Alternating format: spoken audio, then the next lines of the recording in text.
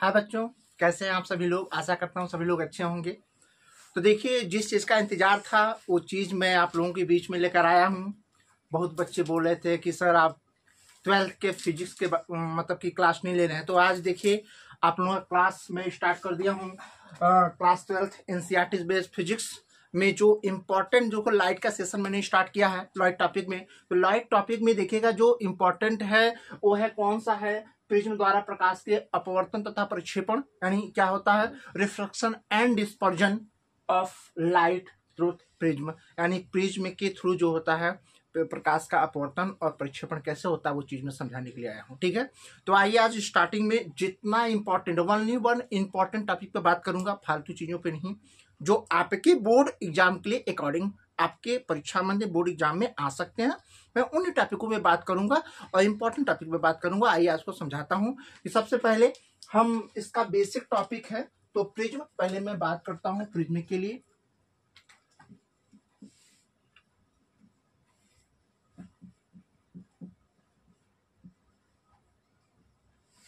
बात करता हूँ किसके लिए, प्रिज्म।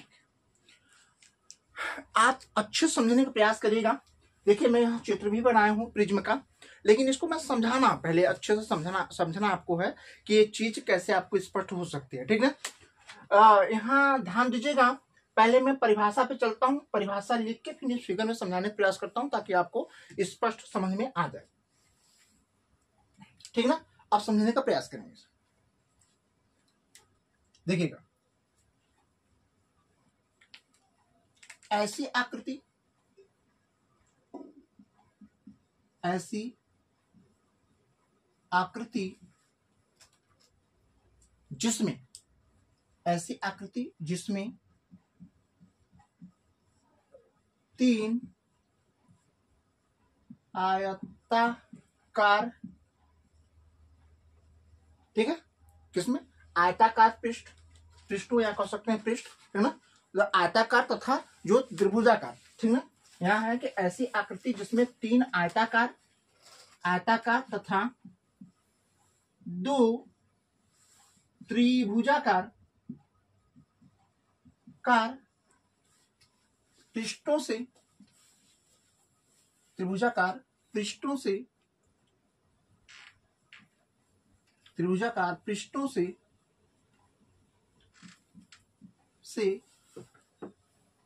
घिरा होता है उसे प्रिज्म कहते हैं, उसे प्रिज्म कहते हैं। आई बात समझ में। ऐसी आकृति जिसमें तीन आयताकार तथा दो त्रिभुजाकार पृष्ठों से घिरा होता है उसे हम क्या बोलते हैं, प्रिज्म बोलते हैं। आइए मैं समझाता हूं। यहाँ फिगर में आप लोग देखे होंगे, इसमें देखिएगा तीन, हमने कहा आयताकार तो कौन कौन से हैं। देखिए एक आयताकार ये वाला है जो हमने कहा पी क्यू आर एस, एक आयताकार है क्यू टी यू एस है, और एक आयताकार है पी टी यू आर। तीन आयताकार और दो त्रिभुजाकार है पी क्यू टी और आर एस यू। दो त्रिभुजाकार और तीन आयताकार पृष्ठों से जो घिरा होता है वही क्या कहलाता है, प्रिज्म कहलाता है। आपको स्पष्ट हो सके या मैंने दिखाया है कि तीन आयताकार कौन कौन सा है आप गिन सकते हैं और दो त्रिभुजाकार कौन कौन सा है वो भी आपको सामने लिखा गया। ठीक ना, इनसे जो घिर के जो आकृति बनती है वही आकृति का कहलाती है, प्रिज्म कहलाती है। आइए मैं प्रिज्म को दूसरे परिभाषा में समझाने का प्रयास करता हूँ, अच्छे से आपको समझ में आएगा। समझाते हैं, ठीक ना। देखिएगा, अब समझिएगा दूसरे शब्दों में, ठीक ना, या समझिएगा ऐसा। देखिए अब समझने का प्रयास करेगा। प्रिज्म एक ऐसा समांग पारदर्शी माध्यम है। ठीक है, क्या समांग पारदर्शी माध्यम है। यहां लिखते हैं प्रिज्म एक ऐसा, प्रिज्म एक ऐसा समांग पारदर्शी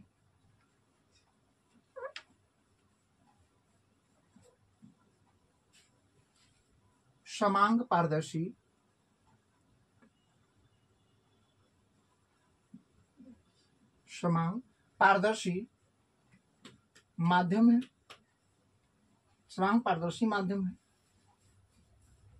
जो किसी कोण पर झुके हुए समतल पृष्ठों से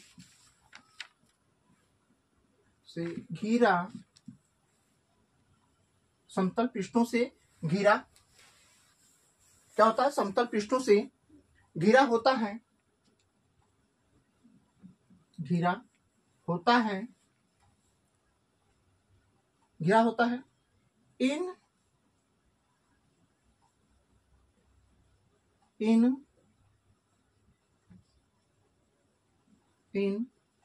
समतल पृष्ठों को, समतल पृष्ठों को अपवर्तक पृष्ठ, अपवर्तक पृष्ठ तथा ठीक ना, अपवर्तक पृष्ठ तथा इस इन समतल पृष्ठों को अपवर्तक पृष्ठ तथा पृष्ठों के बीच बने कोण को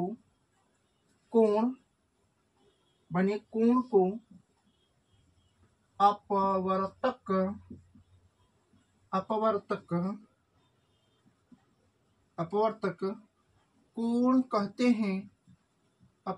कोण कहते हैं, अपवर्तक कोण कहते हैं। इस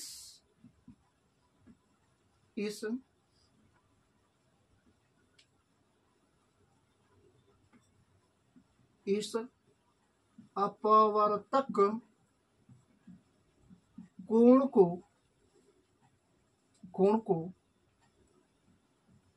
कोण को प्रिज्म कोण भी कहते हैं, प्रिज्म कोण भी कहते हैं।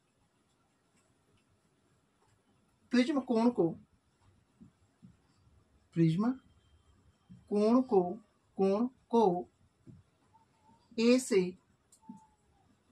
प्रदर्शित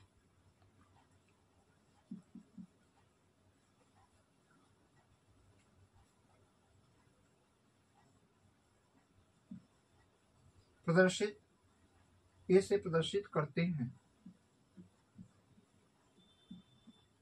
इतनी बात समझ में आई? क्या कहते हैं? प्रदर्शित करते हैं। जो प्रिज्म कोण होता है, मैं बता दूं आपको, जो प्रिज्म कोण होता है, जो प्रिज्म कोण होता है ए से डिनोट करते हैं। ए जो होता है वो देखिएगा, आपको बताऊं कि ये जो प्रिज्म कोण ए से प्रदर्शित होता है, ये क्या होता है, ये समतल, याद रखिएगा, ये समतल पृष्ठों से घिरा हुआ है। तो जो समतल पृष्ठ में जो बना ये कोण जो है, समतल पृष्ठों द्वारा ये जो कोण बन रहा है, इन्हीं कोणों का योग ही क्या कहलाता है, कोणों का योग ही क्या कहलाता है, कोणों का योग ही कहलाता है, प्रिज्म कोण कहलाता है। ठीक ना। आप देखिए एक चीज और जो आपके किसी कंपटीशन परीक्षा के लिए बहुत इंपॉर्टेंट है, वो चीज मैं नोट करके बता दे रहा हूं, आप लिख लीजिएगा। एक आदर्श प्रिज्म, याद रखिएगा, ये परीक्षा रेलवे में पूछा गया है, क्वेश्चन है, याद रखिएगा, मैं समझाता हूं। एक आदर्श प्रिज्म का प्रिज्म कोण, एक आदर्श प्रिज्म का प्रिज्म कोण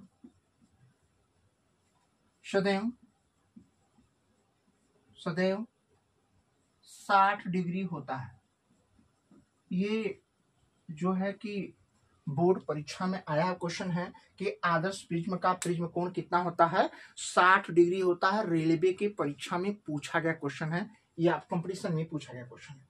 तो इतना बात समझ में आई आपको। कि आप एक देखिएगा प्रिज्म एक ऐसा समान पारदर्शी माध्यम है, क्या है पूरी प्रिज्म एक तरीके से पारदर्शी, इसमें प्रकाश आ जा सकता है, प्रिज्म आप पारदर्शी है, ठीक ना। ये किसी देखिएगा समतल पृष्ठ है, किसी कोण पर झुके हुए हैं, झुका हुआ ना, समतल पृष्ठों से घिरा हुआ था, ऐसे देखिए घिरा हुआ है, एक समतल पृष्ठ यहाँ से, समतल पृष्ठ यहाँ से, ये दो झुके हुए समतल पृष्ठ होते हैं, यहाँ लिखा है पृष्ठों से, ये झुके हुए समतल पृष्ठों से क्या होता है, घिरा होता है। इन समतल पृष्ठों को अपवर्तक पृष्ठ कहते हैं, ये वाले पृष्ठ को अपवर्तक पृष्ठ कहते हैं। और इन अपवर्तक पृष्ठ के बीच बने कोण को, यहाँ अपवर्तक पृष्ठ होता है, इनके बीच बने कोण को ही हम क्या बोलते हैं, अपवर्तक कोण कहते हैं। ये अपवर्तक कोण को प्रिज्म कोण भी कहते हैं, इसे ए से प्रदर्शित करते हैं, इस चीज को याद रखें, ठीक है। इतनी बात आपको समझ में आई, हमें आशा करता हूँ कि प्रिज्म आपको अच्छा समझ में आया होगा, प्रिज्म की परिभाषा। आइए मैं प्रिज्म के अंदर कुछ चीजें मैं बताता हूँ, समझने का प्रयास करिएगा, ठीक है, ध्यान रखिएगा, ठीक है। आइए स्क्रीनशॉट ले लीजिए, मैं समझाता हूँ। आइए देखिए समझाते हैं, यहाँ थोड़ा सा आगे आप समझने का प्रयास करिएगा, ठीक ना। अभी प्रिज्म की चर्चा हुई थी, तो प्रिज्म में देखिएगा, ये प्रिज्म का जो है हमने कहा ये एक तरीके से फ्रंट व्यू दिखाया गया आपको।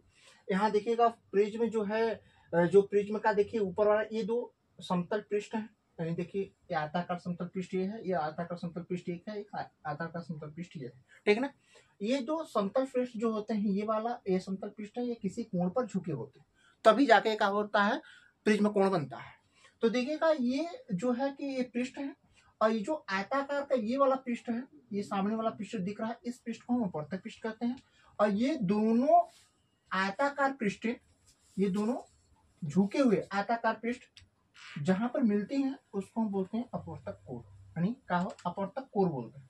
और जिस पृष्ठ पर प्रकाश अपवर्तित होती है उसको बोलते हैं अपवर्तक पृष्ठ बोलते हैं, ठीक है। ये प्रिज्म का क्या है, आधार है, ठीक। आइए मैं यहाँ समझाने का प्रयास करता हूँ। यहाँ देखिएगा प्रिज्म में, ये प्रिज्म है, त्रिभुजाकार प्रिज्म है, ठीक है।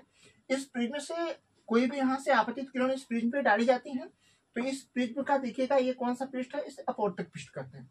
इस अपवर्तक पृष्ठ, ये भी अपवर्तक पृष्ठ है, ये भी अपवर्तक पृष्ठ है। तो इस अपवर्तक पृष्ठ जब कोई आपतित किरण इस प्रिज्म में प्रवेश करती है, तो आपने पढ़ा का प्रकाश का अपवर्तन क्या होता है, जब कोई प्रकाश किरण एक माध्यम से दूसरे माध्यम में प्रवेश करती है ना, तो अपने मार्ग से क्या हो जाती है, विचलित हो जाती है। तो देखिएगा ये यहाँ से जाना चाहिए था, सीधे जाना चाहिए था, लेकिन प्रकाश के अपवर्तन की घटना के कारण क्या हो गया, एक स्ट्रेट लाइन पर हो गया। अब यहाँ से यहाँ तक की प्रकाश किरण क्या हो, अपवर्तित हो गई। अब अपवर्तित होने के बाद ये देखिएगा इधर का माध्यम वायु है, इधर का माध्यम भी वायु है, लेकिन जो बीच का माध्यम है ये क्या है, प्रिज्म एक तरीके कांच का बना होता है, तो यहाँ का जो माध्यम है वो कांच हो गया, समझ में आया। तब यहाँ से प्रकाश किरण जैसे ही सघन माध्यम है, यह विरल माध्यम है, अब ये सघन माध्यम से विरल माध्यम की ओर जाएगा, तो जो देखिए ये अभिलंब है, इस अभिलंब से क्या हो जाएगा, दूर हट जाएगा। यहाँ देखिए ये अभिलंब है, तो इस अभिलंब की ओर क्या हो गया, देखिए अभिलंब है, इस अभिलंब की ओर झुक गया, जबकि यहाँ अभिलंब से क्या हो गया, ये अभिलंब यहाँ तो अभिलंब से क्या हो गया, दूर हो गया। जब कोई प्रकाश किरण सघन से विरल में जाती है तो अभिलंब से दूर हो जाती है, और जब कोई प्रकाश किरण सघन और विरल से सघन में जाती है तो अभिलंब की ओर झुक जाती है। इतनी बात समझ में आई। अब देखिएगा ये आपतित किरण और निगत किरणें जहां पे मिलती हैं वहां पे कोण बनता है, जिसको बोलते हैं विचलन कोण कहते हैं, ठीक। और ये अभिलंब, ये अभिलंब आपस में जहां ये अभिलंब किरणें, ये अभिलंब जो है आपतित किरणें के आधार पर बनता है। तो ये देखिए ये किरणें जहां पे मिलती हैं दोनों, ठीक है, यहाँ पे क्या बनता है, अल्पतम विचलन कोण बनता है। आइए मैं परिभाषा समझाता हूँ कि कहाँ पे कौन सा प्रिज्म है। तो सबसे पहला आपको मैं समझाने का प्रयास करता हूँ, इसमें सबसे पहले अपवर्तक पृष्ठ क्या है, अपवर्तक पृष्ठ। अपवर्तक पृष्ठ, अपवर्तक पृष्ठ क्या होता है, जिन समतल पृष्ठों से, ठीक है ना, जिन समतल पृष्ठों से प्रकाश का अपवर्तन होता है उसको अपवर्तक पृष्ठ कहते हैं। लिख सकते हैं जिन पृष्ठों से, जिन समतल पृष्ठों से, समतल, जिन समतल पृष्ठों से प्रकाश का अपवर्तन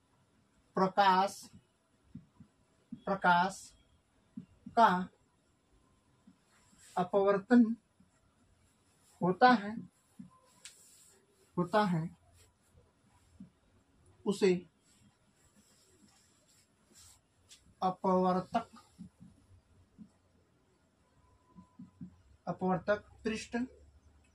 अपवर्तक पृष्ठ कहते हैं, अपवर्तक पृष्ठ कहते हैं। समझ आ गया। अब आइए बात मैं समझाता हूं विचलन को। विचलन कोण। कौन सा कोण? विचलन कोण। ऐसे समझा, प्रिज्म के पृष्ठ पर देखिएगा, प्रिज्म के पृष्ठ पर, ये पृष्ठ है, प्रिज्म के पृष्ठ पर ये आपतित किरण और ये निर्गत किरणें। अब देखिए निर्गत किरणें, ये दोनों जहां पे मिलते हैं उनके बीच बने कोण को क्या बोलते हैं? प्रिज्म कोण कहते हैं। ये समझाता हूं मैं। देखिएगा, प्रिज्म के पृष्ठ पर, प्रिज्म के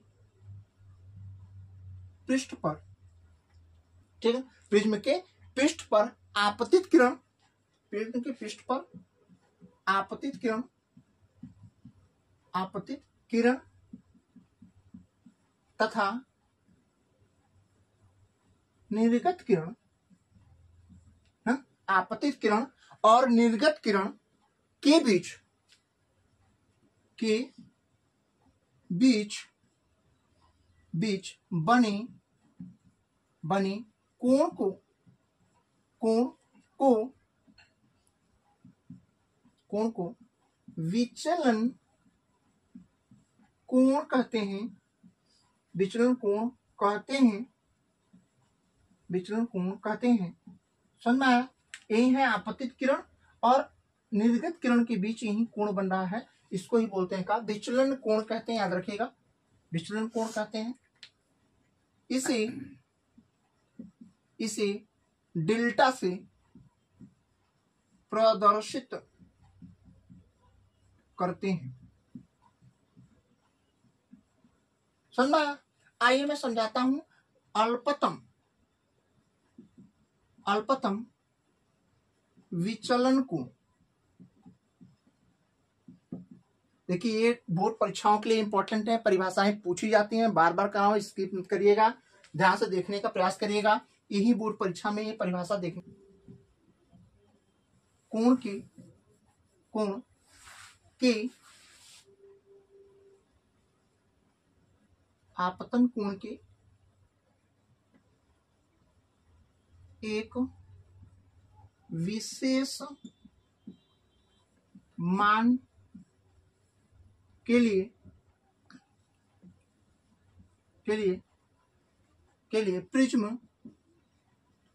प्रिज्म न्यूनतम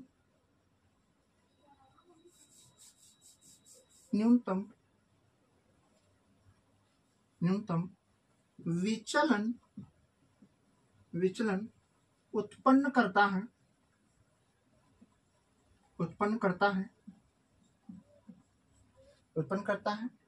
इस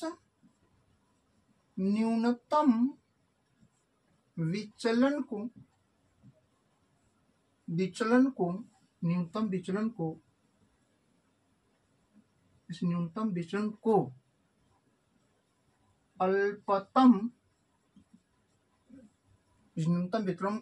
को अल्पतम विचलन